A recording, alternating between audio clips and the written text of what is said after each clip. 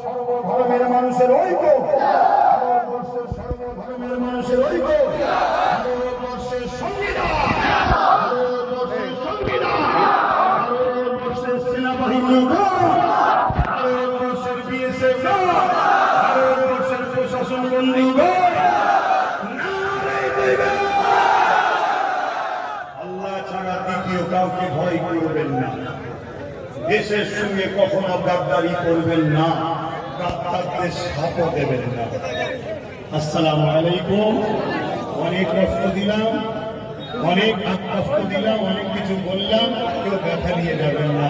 আবার বলছে আলেম ওলামা ইমাম ভাইরা, গোপনে হলো নামবেন না, আপনার সুখে দুঃখে থাকবো পাশে।